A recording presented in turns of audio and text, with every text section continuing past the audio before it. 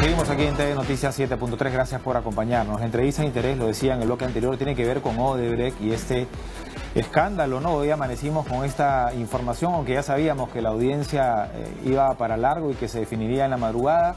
Ver a los socios de Odebrecht, empresas importantes en nuestro país como Graña y Montero, JJ Camet, en fin, entre otras, igual golpea, ¿no? Golpea en nuestra autoestima, creo, ¿no? En nuestro orgullo, ver un país que está sacudido por la corrupción y, claro, así donde hay un corrupto hay alguien que corrompe, ¿no? Y todos tienen, si se demuestra su culpabilidad, obviamente asumir su responsabilidad. Nos acompaña el doctor Pedro Angulo, decano del Colegio de Abogados de Lima, ha sido también fiscal anticorrupción, así es que de estos temas hay bastante. Gracias, doctor, bienvenido. Gracias a ustedes por la invitación.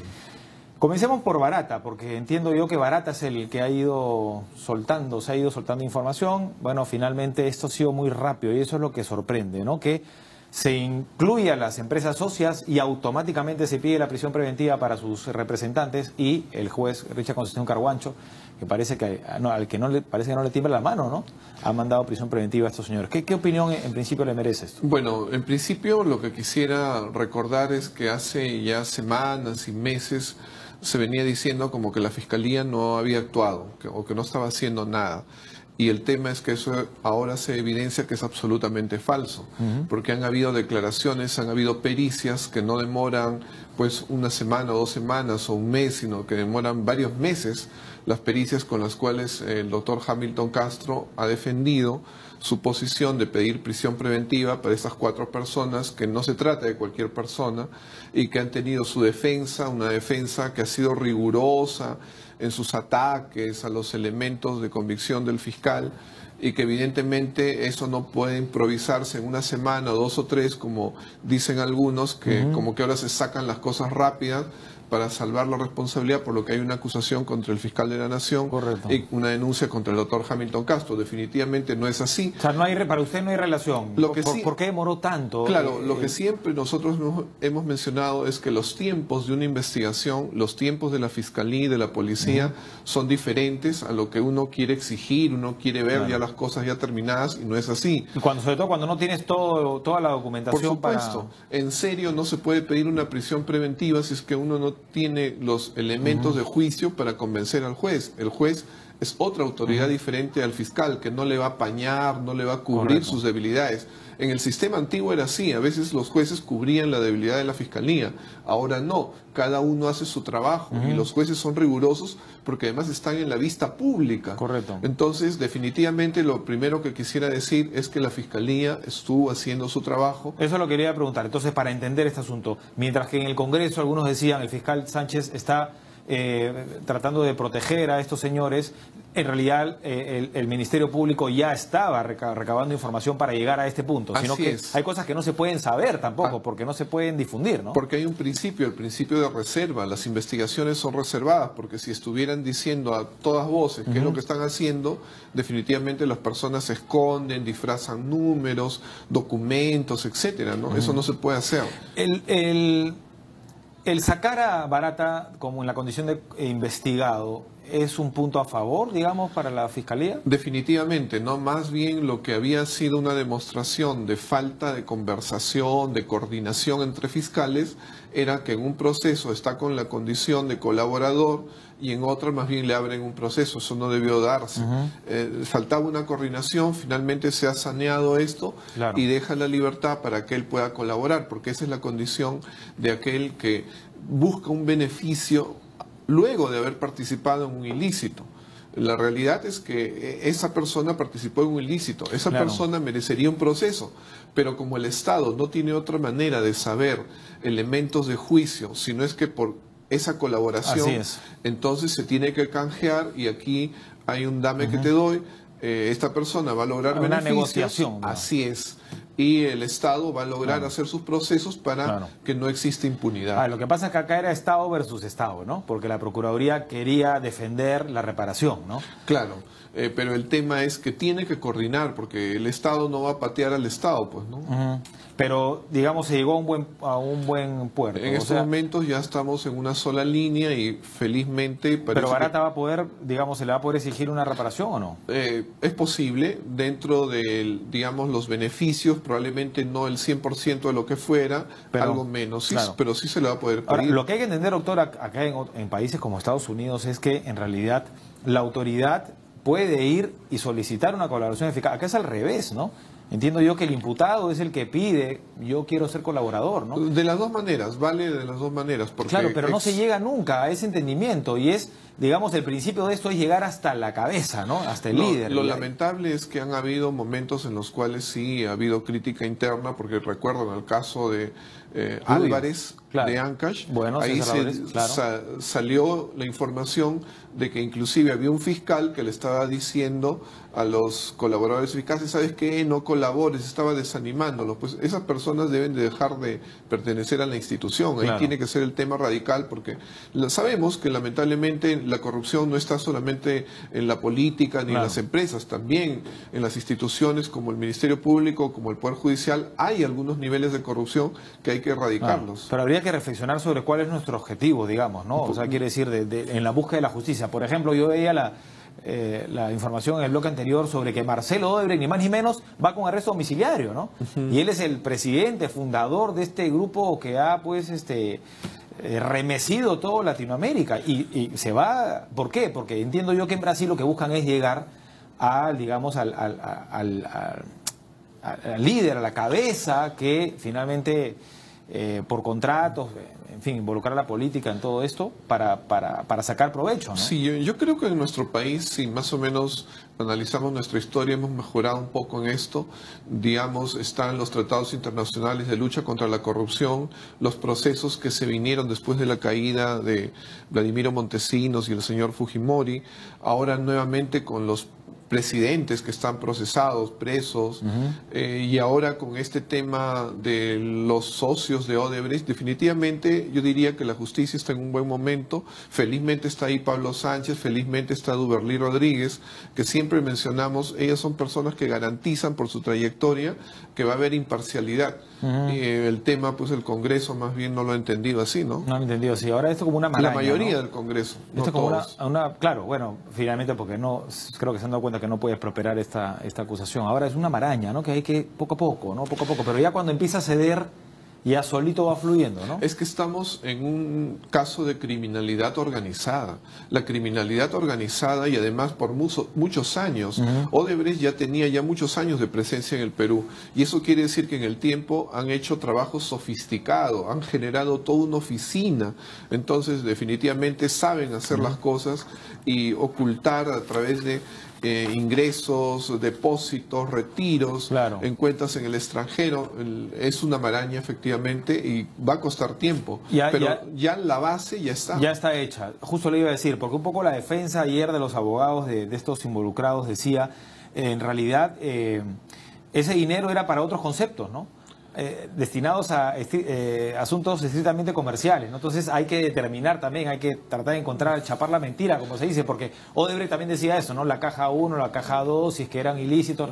O sea, acá también hay que notar que la defensa de la otra parte también utiliza sus argucias, ¿no? Lo que pasa es que hay diferentes formas de ejercer la defensa, ¿no? Y bueno, cada uno es responsable de lo que hace. Lo que sí yo creo es que quedó clarísimo lo que también fue el tema en el cual el doctor Concepción Carguancho se fue centrando, ¿no? ¿Cómo es esto del dinero que presuntamente Odebrecht no reparte entre sus socios peruanos? Las utilidades, y ¿no? que se supone que son porque ellos tienen algún grado de peligro, ¿no? Una empresa recibe menos 5 millones, la otra empresa 4 millones menos y la otra 3 millones. Eso pues no es así tan fácil de explicar, ¿no? Claro. se quiera decir. Y evidentemente hay un vínculo, hay elementos que son graves y que han sido considerados por el juez para esta prisión preventiva. Y que complica más la situación de Alejandro Toledo. ¿Considera usted que se cierra un poco el círculo con respecto a este caso puntual? Porque ya no sabemos, en realidad, qué más puede haber por ahí, ¿no? Definitivamente yo creo que ahora la justicia peruana con estas últimas decisiones está en una mejor posición. Yo diría que una posición de expectativa como nunca. Estoy seguro que en las encuestas va a mejorar la imagen. Y la realidad es que Estados Unidos estará atento. No es un país que se caracterice por proteger a quienes incurren en corrupción. Entonces, definitivamente creemos que con el cuaderno que ahora se ha formado, ya con esto se incluye, se tiene que incluir esto. Se va a estar en mejores condiciones para que pueda retornar al Perú. Sé que es un tema amplio, doctor, pero quiero pedirle una valoración así sencilla y rápida, sin hablar del cuadernillo de extradición.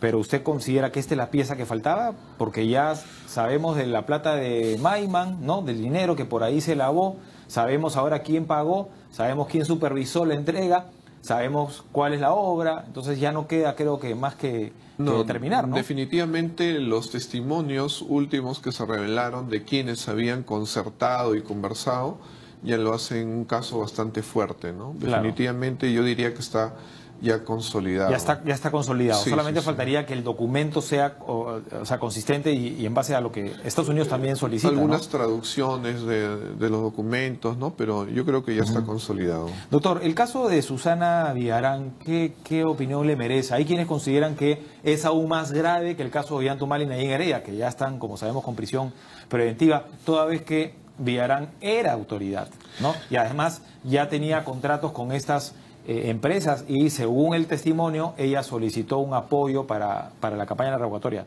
¿Qué opinión le merece? Ahora ya con impedimento de salir del país, por cierto, ¿no? Claro, bueno, en realidad desde que empezaron a surgir algunos elementos de juicio en contra de la señora Susana Villarán, yo fui de la opinión de que ya habían indicios razonables. El tema es que ella misma no generaba explicaciones, ¿no? Ella prefería no hablar, no dar la cara o decir una frase corta como que con eso estuviera solucionando algo y lamentablemente sigue haciendo lo mismo. Lo cierto es que eso no le va a servir de mucho. Y cada vez efectivamente ya hay testimonios de personas que afirman las conversaciones que han habido, pedidos concretos, entonces ya no es cualquier cosa, ¿no? Si ella no está en prisión preventiva es porque se ha considerado que no hay peligro de fuga. Pero, a diferencia de los empresarios, entiendo que los empresarios sí se... Así es. Y eso que ellos presentaron sus pasaportes, entregaron sus pasaportes. Cierto, pero estaban en una condición económica y habían elementos de juicio que lo han hecho desconfiar al doctor Concepción Carhuancho. El caso de ella, en cambio, parece que su economía pues no es la de ellos, ¿no? Y esa es la diferencia. ¿Qué faltaría en todo caso, ya que hablamos de las piezas que encajan o que no encajan? Por el caso de Ollanta-Humala y Nadine Heredia entiendo que ellos... Aparece la versión de que le han entregado dinero, pero ese dinero sí se ve, digamos, entre los gastos, ¿no? Un departamento, me parece, un auto, no sé, en fin. Es como que si ya se determina de qué manera se ha lavado el dinero. En el caso de Villarán es una campaña política, ¿no? No es que ella haya recibido directamente para gastos personales. ¿Hay una diferencia o simplemente tienes que asumir tu responsabilidad tratándose de un dinero... entiendo yo, de origen ilícito? En el caso del señor Ollanta-Humala y Nadine Heredia, lo que hay son depósitos en cuentas en el extranjero, a través de familiares, la compra de bienes inmuebles que no se justifican así nomás y que definitivamente casan con el dinero que no se explica dónde fue, o sea que ingresó a manos de Nadine Heredia, pero luego no se sabe dónde ha salido. Entonces, haciendo sumas y restas, probablemente por ahí se encuentra, ¿no? Yo he trabajado en el sistema anticorrupción y recuerdo que en una ocasión yo mismo tuve que hacer un ejercicio matemático y sale, porque ahí los números no engañan. Entonces, los bienes tienen un costo. Y si existen como propiedad de una persona que no lo puede justificar con su sueldo, entonces hay que ver el dinero que desapareció. Este dinero que llegó y no se sabe dónde está, a ver cuánto suma, resta, listo. Claro. No es complicado. Ahora, cuando están de por medio de una campaña política que tiene una serie de gastos, por ejemplo, en el caso de Villarán se dice, se ha gastado, se reportó 1 millón, ¿cuántos soles, creo, no? Y claro, y de ahí sale Barata y dice, se le han dado 3 millones de dólares, y dice, ok, no calza, ¿no? Pero muchas veces, en el caso de Humala, lo que pasaba, yo recuerdo la época, incluso con aportes de Venezuela, que era políticamente incorrecto, por decirlo de alguna manera, ¿no? Difundir esto, ¿no? ¿Cómo vas a decir que recibes plata de Chávez, ¿no? Pierdes la elección automáticamente, ¿no? Pero claro, tampoco hay forma después de justificar tantos gastos o compra de bienes. Eso, a mi entender, si bien es cierto, yo decía, por una parte lo de Villarán es más grave porque ella era autoridad, los Humala no. Por otro lado, digo, ¿cómo demostrar que ese dinero fue mal utilizado, o hasta dónde fue utilizado? ¿O es suficiente con que se haya utilizado la campaña en la condición de que después te pago el favor?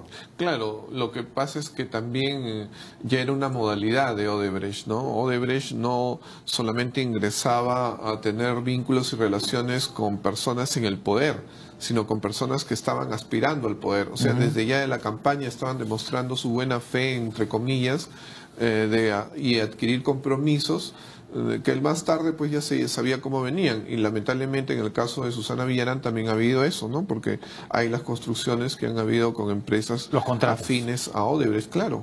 Los contratos. Están ahí. Por cierto, hablando de los contratos, me parece que todavía no se ha tocado mucho el tema de los arbitrajes, ¿no? Creo que por ahí también hay mucho que... También hay otros temas por ahí, por supuesto, ¿no? Las adendas sobre todo. Por los arbitrajes por las adendas, así ¿no? es, claro. Porque claro. parece que el Estado perdía a cada rato, ¿no? A cada rato, o sea las empresas ganaban las licitaciones, ¿no? Porque obviamente la ley de contratación está pésima, porque en realidad tú ofreces la propuesta más barata, entre comillas, que te ofrezca lo mismo, pero a menos dinero ganaban pues fácil, pero después venían las adendas y los arbitrajes a pérdida, ¿no? En el Ministerio de Transportes y en otros ministerios se tiene que ver eso, y todavía no están cayendo todos los funcionarios porque definitivamente, digamos, habían caseritos, ¿no? Que siempre votaban en contra del Estado. Claro. Y sin embargo, nuevamente venían. O sea, el Estado mismo llamaba a quien era su verdugo. Correcto. Iba a pérdida. Claro. O sea, iba a pérdida. No, yo sé que eres mi verdugo, me vas a degollar, perder, pero ven. Iba a perder. Yo te pago para que vengas. Eso es un absurdo, claro, que no tiene otra explicación. O sea, defendiendo los intereses de las empresas. Así es, que desde adentro del Estado también estaba la corrupción para que el Estado pierda. Claro.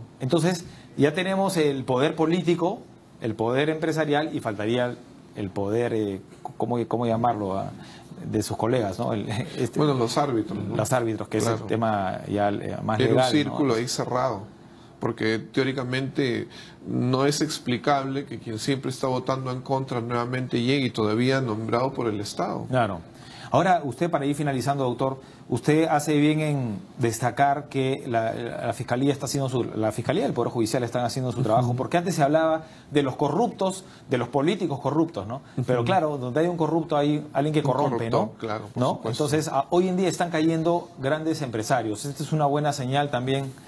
Yo creo que es una buena señal para el país, es un buen ejemplo de que no exista impunidad, de que todas las demás personas sepan que si van a contratar en contra del Estado, si van a defraudar, entonces la persecución les puede llegar y van a tener que pagar. Eso ahora, me parece magnífico. Ahora, los políticos entre ellos se inmolan, ¿no? Pero ya el empresario, ¿qué interés tiene en defender a un político, no? Quiero decir, en el objetivo de llegar hasta a conocer la verdad, ¿no? Por cierto, no, sí, lamentablemente ha sucedido, pero yo creo que ahora estamos más cerca que nunca de que precisamente los que hasta ahora han quedado impunes de pronto tengan que pagar sus cuentas. La expectativa es que Barata siga dando información. Claro. Y no solamente Barata, sino otros.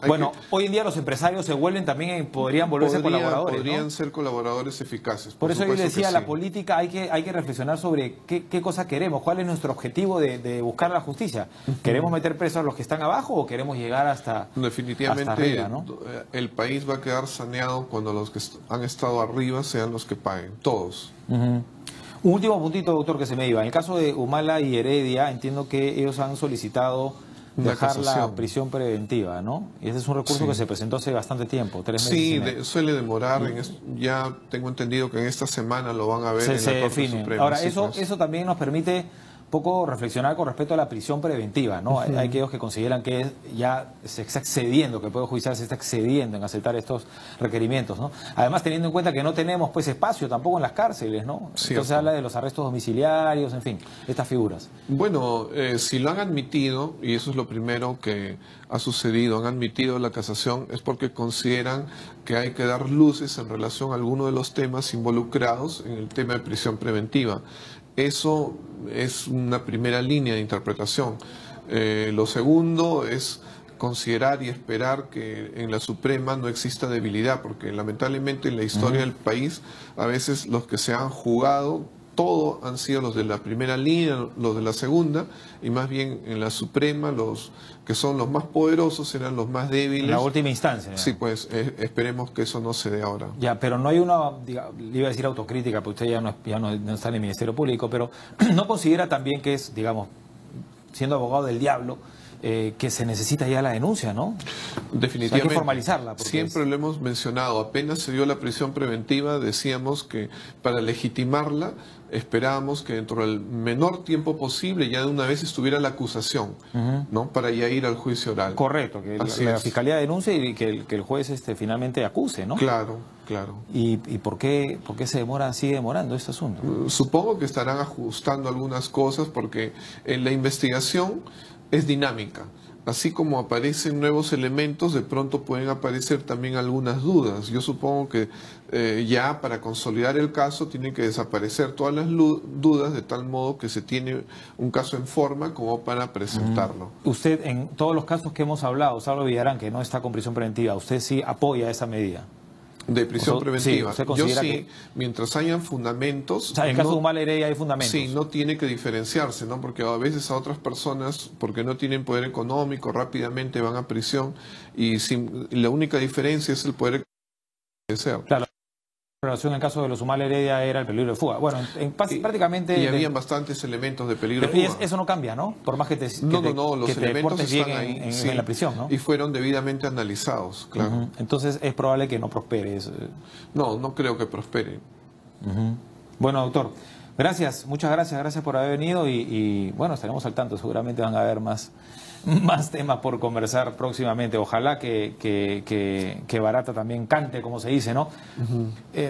Por cierto, esto todavía está en camino, ¿no? O sea, es decir, la negociación para incluirlo como colaborador eficaz, ¿no? Ah, claro, sí, todavía. Hay una parte final en la que ya se da la aprobación. Ahorita está... ¿Y esto por qué tarda tanto también? ¿Esto por qué? Porque pasa por la consideración de un juez. O sea, el fiscal lo propone, presenta los elementos con los cuales ha contribuido, pero lo valora un juez. Eso es una garantía de que sola una institución de repente no está, digamos, fallando, forzando las cosas. Hay otra persona con su conocimiento, con su capacidad jurídica, que va a evaluar. Eso es más garantía para la persona. La gente se pregunta qué gana Barata, digamos. No solamente evitar una reparación, el congelamiento de cuentas, ¿no? Y luego la reparación, que es un dinero fuerte. Claro. ¿Pero qué más ganaría si el señor está complicado en Brasil también? Acá él podría haber sido procesado como cualquier persona, porque el hecho de que sea extranjero no quiere decir que si ha cometido un delito no lo va a hacer. La cooperación internacional con Brasil podría haber hecho que lo extraditen. Entonces, en principio, lo que gana es tener un proceso penal menos. Gana negociar el tema de la reparación y poder mover su dinero para su defensa, para su familia, para lo que sea. Es una ventaja para él. Son ventajas dentro de la situación que afronta. Claro, con Burga pasó con Estados Unidos, pero al revés, ¿no? Que sí, pese a que tenía proceso acá, lo mandaron para allá. Claro. Porque se da esa colaboración. La idea es que no haya impunidad. Correcto. Gracias nuevamente, doctor. Gracias. Doctor Pedro Angulo estuvo con nosotros, decano del Colegio de Abogados de Lima, a propósito del caso Odebrecht y lo último, ¿no? Que se ha conocido de madrugada, la prisión preventiva contra los socios de la empresa brasileña en el Perú. Pausa, volvemos con más TV Noticias 7.3 conectados contigo.